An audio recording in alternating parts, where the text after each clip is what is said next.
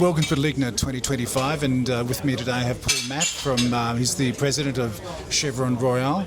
They're a prefabrication manufacturer based in Quebec, primarily focusing on roof trusses at present. Yeah. Accompanying him today we have Darren Foster, who's the North American representative for Randek. So thanks very much for finding the time to speak with me today. Look, Paul, I understand that the business is approximately 25 years old, but you bought into the business approximately 6 years ago. Yeah. Can you explain to me, what were your thought processes behind actually entering this sort of alternative space?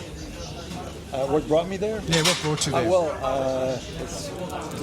It's pretty much a coincidence. I've met some people who connected me with a guy who wanted to sell his business, and I just bought into it. So, in those 6 years, what are, if you could name sort of 3 or 4 really significant things you've learned along that journey, having bought into an existing business and not really knowing, what you're buying into, but open to taking risks? What have you learned in those 6 years, do you feel? Well, most businesses are pretty much alike.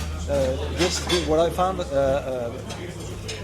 strange about this business is that the level of automation was pretty low. So I thought most processes seemed to me to be pretty primitive. And so that's why we started to work on projects to improve the productivity and stuff like that. So we just made some significant investments in the company just towards that. So based on your previous occupation, which I believe was in rebar steel, was it? Or in cardboard boxes. Oh, cardboard boxes, my apologies. So obviously there's a high level of automation involved in the manufacturing process of that.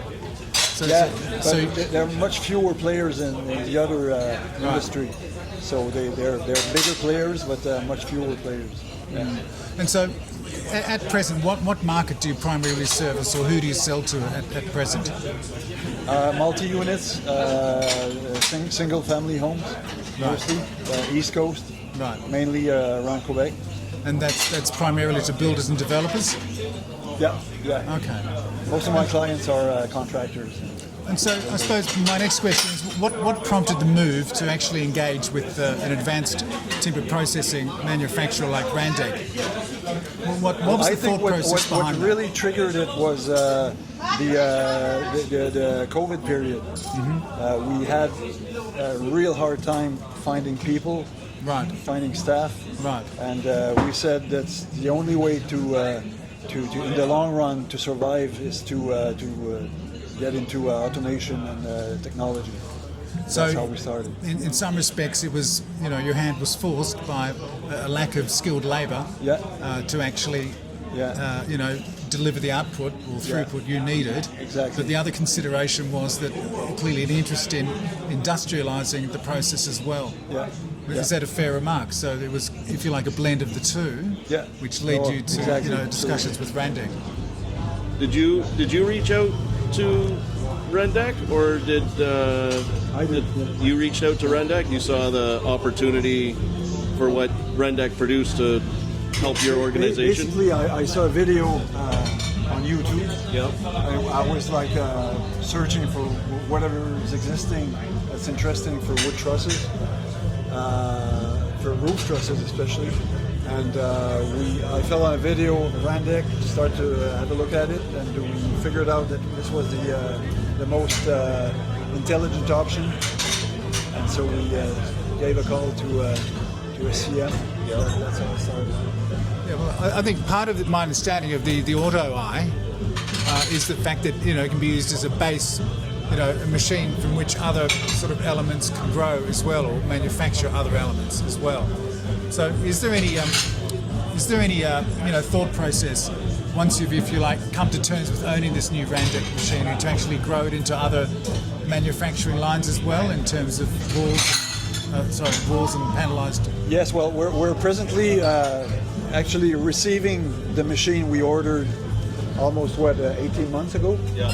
Something like that. Right. And we're already in the process of looking into a second line, which is a wall line. Which would be a new product line for us. So that's how fast it's going.